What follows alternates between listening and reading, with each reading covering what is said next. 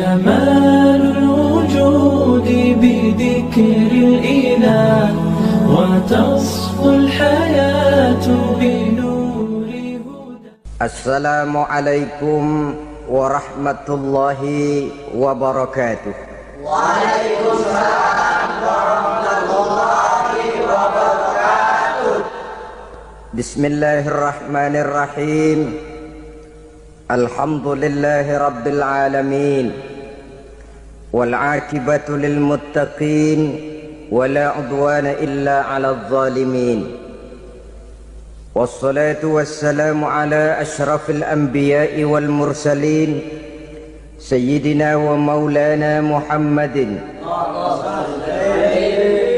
وعلى آله وأصحابه المجاهدين الطاهرين. أما بعد. Saudara-saudara kaum muslimin rahimakumullah, manusia selalu berusaha untuk mencapai apa yang menjadi cita-citanya di dalam kehidupan ini. Segala daya dan dana, seluruh waktu dan tenaga, segenap kemampuan dan kekuatan dikerahkan untuk mencapai apa yang dicita-citakan. Ada orang yang di dalam berusaha mencapai cita-citanya tetap berpegang teguh kepada kaidah dan norma-norma yang harus dipatuhinya, baik itu norma-norma kehidupan bermasyarakat, berbangsa dan bernegara, lebih-lebih lagi itu menyangkut norma-norma kehidupan beragama. Artinya, di dalam mencapai cita-citanya, dia tetap menghormati dan mentaati halal haram, mengenal hak dan batil, tahu mana yang boleh dan mana yang tidak boleh.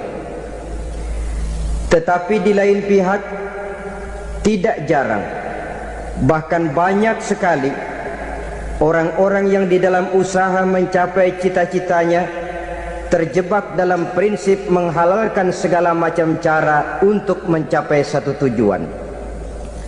Tidak ada lagi kaidah dan norma-norma yang harus ditaatinya. Ia tidak peduli dengan halal dan haram. Ia tidak kenal hak dan batil. Ia tidak tahu mana yang boleh dan mana yang tidak boleh. Segala cara dilaksanakan asal tujuan tercapai. Maka lahirlah orang-orang yang mengambil jalan pintas dan potong kompas dalam usaha mencapai apa yang menjadi cita-cita dan tujuan dalam kehidupannya. Begitulah kita lihat dalam kehidupan ini. Yang di bawah ingin cepat naik ke atas, sementara yang di atas bertahan tidak mau turun dari tahta dan singgasananya. Maka terjadilah benturan-benturan nilai dan kepentingan. Terbentuklah klik, klan, grup, dan sindikat-sindikat yang menyerupai mafia, di mana nilai objektivitas sudah sangat sulit ditemukan. Yang celakanya lagi, lahirlah budaya jilat-menjilat, upeti, dan lain sebagainya, asal tujuan bisa tercapai. Sementara itu yang miskin ingin cepat menjadi kaya, sedang yang kaya ingin menjadi lebih kaya lagi. Kalau boleh tidak hanya sekedar dia saja yang kaya, anaknya harus kaya, cucunya tidak boleh miskin dan kere, bahkan cucu daripada cucunya pun harus jadi orang-orang kaya. Ini keinginan yang wajar. Setiap orang tua tentu tidak ingin meninggalkan anak cucunya dalam keadaan miskin dan terlunta-lunta. Yang tidak wajar kalau keinginan itu membuat orang lalu menghalalkan segala macam cara, menyalahgunakan fasilitas yang dimilikinya, apalagi kalau dia berada dalam satu posisi di mana seharusnya dia memberikan contoh dan keteladanan. Maka akibatnya timbullah krisis wibawa, yang dari krisis wibawa ini mengendorlah disiplin. Sesungguhnya orang lalai, orang tidak mau berdisiplin karena di mukanya, di matanya, dalam pandangannya tidak ada lagi orang yang dianggapnya berwibawa. Dan wibawa itu hilang oleh karena orang merasa tidak ada keteladanan yang patut dijadikan contoh dalam kehidupannya. Inilah sesuatu yang kurang dirasakan di zaman kita sekarang ini.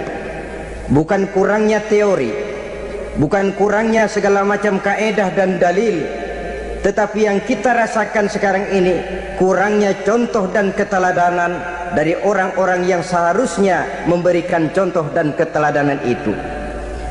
Berangkat dari sejarah dan kehidupan Rasulullah sallallahu alaihi wasallam, keberhasilan yang beliau peroleh, salah satu dasar utamanya ialah satunya kata dan perbuatan.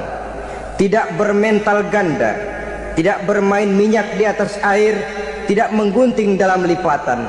Lidahnya adalah hatinya, ucapannya adalah perbuatannya, dan apa yang beliau ajarkan kepada orang lain, beliaulah pelaksana pertamanya.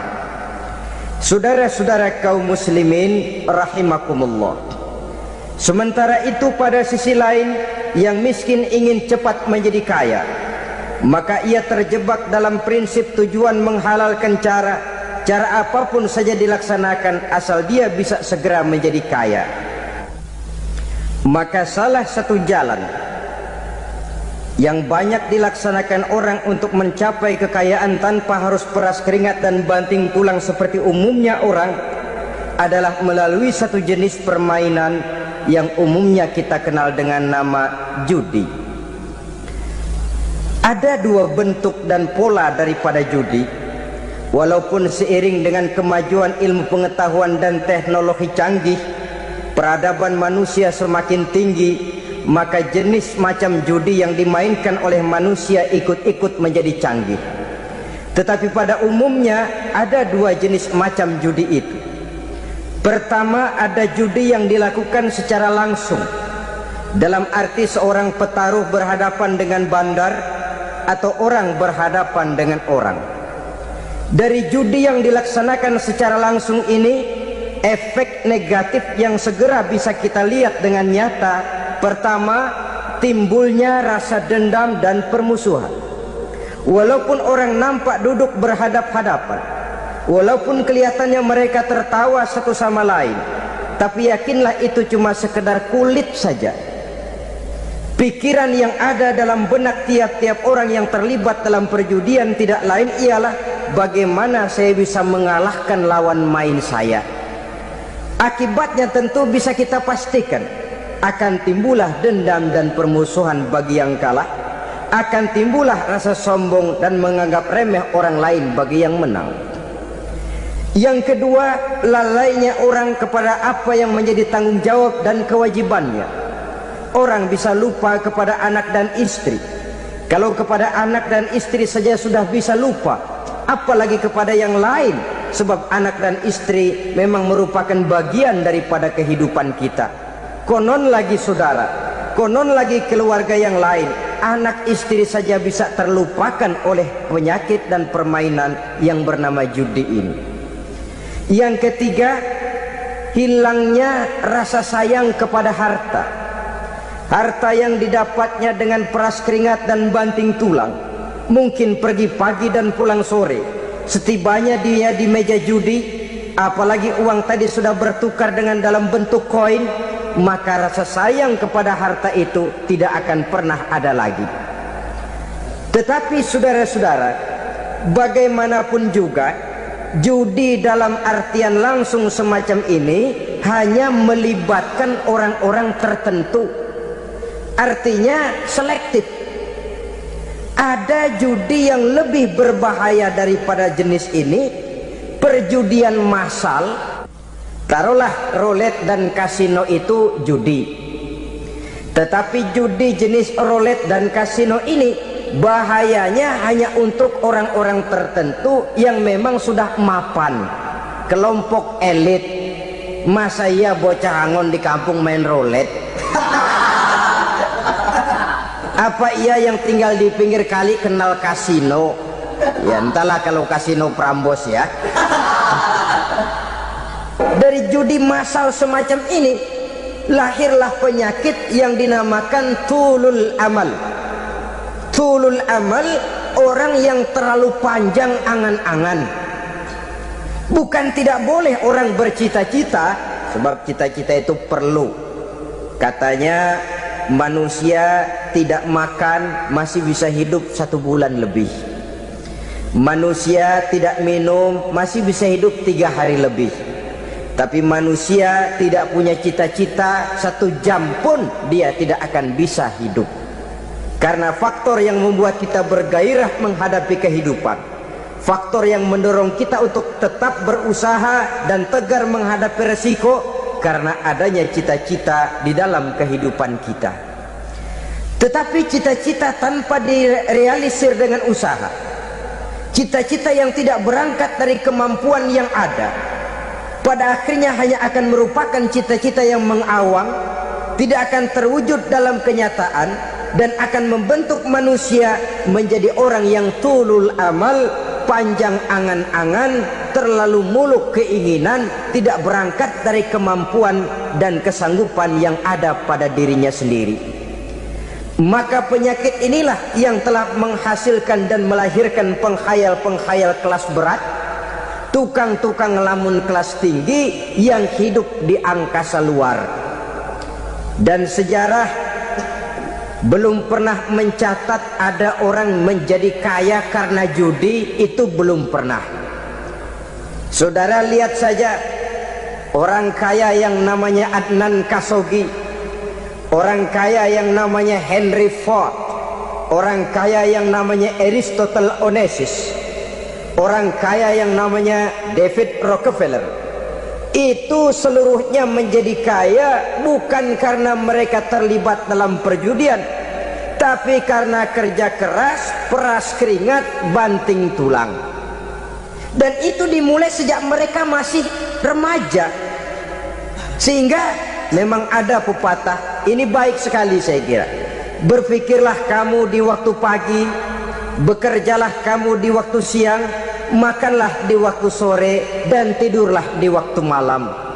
Berpikir di waktu pagi artinya belajar di kala muda. Bekerjalah di waktu siang artinya amalkan ilmu itu kalau sudah dewasa. Makanlah di waktu sore, hari tua nanti tinggal menikmati hasilnya. Tidurlah di waktu malam, maksudnya kalau mati, matilah dengan tenang. Logikanya berkaitan. Kalau pagi kita tidak mau berpikir, nanti siang kita tidak akan bisa bekerja. Kalau siang kita tidak mau bekerja, nanti sore makan apa? Kalau sore kita tidak makan, alamat malam tidak bisa tidur. Itu logika. Kalau di kala remaja dan muda kita hanya santai saja, maka hari dewasa kita akan menghadapi hidup ini dengan penuh kebingungan. Kalau hari dewasa penuh dengan kebingungan, alamat hari tua terlunta-lunta. Kalau hari tua terlunta-lunta, kita tidak akan bisa mati dengan tenang meninggalkan alam fana ini. Saudara-saudara kaum muslimin rahimakumullah. Sehingga ada pepatah mengatakan, many a great man start as a newspaper boy, katanya. Banyak orang besar yang mulai pekerjaannya dengan menjual koran. Artinya berangkat dari A. Banyak pengusaha mobil yang memulai pekerjaannya dari tukang cuci mobil, tapi lalu bertahap dan tegar menghadapi kenyataan, sehingga proses demi proses dia hadapi dengan tegar, dengan tabah, dengan sabar, dengan ulet, sampai kepada membuahkan hasil. Kita ingin pintas, kayaknya mau, usahanya tidak mau. Senangnya mau, peras keringatnya tidak mau. Ini tentunya akan melahirkan kontradiksi di dalam kehidupan. Maka dari jenis perjudian massal semacam ini lahirlah penyakit tulul amal, panjang angan-angan, terlalu muluk cita-cita. Bayangkan saja kalau ini terjadi secara massal, menimpa nasib rakyat kita di pedesaan yang jauh dari keramaian. Tiap hari mereka didina-bobokkan oleh gambaran tentang akan diperolehnya uang dalam jumlah yang banyak dengan angka nol yang berentet. Tiap hari mereka melihat angka-angka itu, mereka lambat laun akan terseret dalam arus tulul amal ini. Panjang angan-angan, muluk cita-cita hanya dengan mengandalkan meja perjudian. Akibatnya timbul penyakit yang kedua, yang ketiga, yaitu malas berusaha. Orang kalau sudah terlalu asik berkhayal, menghitung bintang di langit, malas berusaha. Kalau ada temannya kerja jadi buruh kasar, bawa hasil yang merupakan jerih payah dan peras keringat dia, 1 minggu bergaji 10-15 ribu, diketawain. Apaan gaji lu 10 ribu 15 ribu, entar gua nih kalau ketembus 100 juta entar. Yang 10 ribu dan 15 ribu keringat orang itu dihina, itu dicela, tetapi dia selalu menghitung, entar nih gua, entarnya wallahu a'lam. Saudara hadirin yang saya muliakan, timbullah sikap malas. Padahal di tengah negara sedang membangun di berbagai bidang kehidupan, maka sifat malas ini merupakan musuh kita, baik mengejar kemiskinan, baik mengejar kebodohan dan keterbelakangan kita di sektor-sektor lainnya. Alangkah akan terganggunya roda pembangunan di negara kita ini jikalau sebagian besar rakyat dihinggapi oleh penyakit malas, yang malas ini dilatar belakangi oleh penyakit tulul amal, terlalu muluk angan-angan, yang angan-angan ini dininabobokan oleh keinginan untuk mendapatkan untung yang besar tanpa peras keringat dan banting tulang. Sasaran yang lebih jauh, dan ini yang paling kita khawatirkan, hancurnya kubu-kubu pertahanan moral daripada bangsa kita. Kita sependapat bahwa lebih penting daripada membangun jembatan adalah membangun manusia yang membangun jembatan. Bahwa lebih penting daripada mengaspal jalan raya adalah membangun mental manusia yang melaksanakan pengaspalan itu. Dengan kata lain, membangun dan mempersiapkan manusia pembangunan. Tanpa itu, maka saya merasa khawatir kalau nanti kita tidak akan sampai kepada target yang kita harapkan oleh karena kandas di tengah jalan. Saudara-saudara kaum muslimin rahimakumullah, Islam sebagai agama yang mengajarkan manusia untuk berusaha dan mengeluarkan segala kemampuan untuk melaksanakan segala usahanya itu, sangat membenci sifat malas, sangat membenci sifat tulul amal atau panjang angan-angan. Dan oleh karena judi melahirkan dua sifat itu, Islam sangat menganjurkan pengikutnya untuk menjauhi segala macam jenis perjudian, baik yang terang-terangan maupun yang dilakukan secara samar-samar, tidak ketara, judi canggih sesuai dengan canggihnya teknologi daripada manusia itu sendiri. Ini adalah penyakit yang meracuni masyarakat manusia dari sejak berpribadi, bertetangga, berumah tangga, sampai kepada berbangsa dan bernegara. Dan kasus-kasus yang timbul sudah cukup banyak, yang tidak mungkin lagi kita katakan hanya sekedar bersifat kasuistis, bersifat kasus-kasus kecil saja. Sebelum riaknya naik ke permukaan, marilah kita membuat benteng untuk masing-masing pribadi muslim memelihara dan menjaga diri, jangan terseret dalam permainan yang bernama judi, apapun bentuknya, bagaimanapun cara dan ragamnya, karena jelas bahayanya lebih besar daripada manfaatnya. Taruhlah kita barangkali kemarin-marin hanyut dalam arus perjudian, tetapi hendaknya kita bisa mengambil pelajaran bahwa seorang mukmin adalah seorang yang apabila dia melakukan kesalahan, dia segera sadar, dijadikannya pelajaran untuk tidak diulanginya lagi pada masa-masa yang akan datang. Dengan sikap semacam itu, kita tidak lagi akan mengulangi kesalahan-kesalahan lama, dan grafik kehidupan kita dari hari ke hari akan makin menunjukkan hal-hal yang baik dan positif adanya. Saudara-saudara kaum muslimin rahimakumullah, kalau ABRI masuk desa, rakyat beruntung.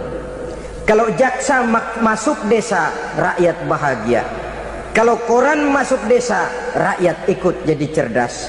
Tapi kalau judi masuk desa, rakyat kiamat.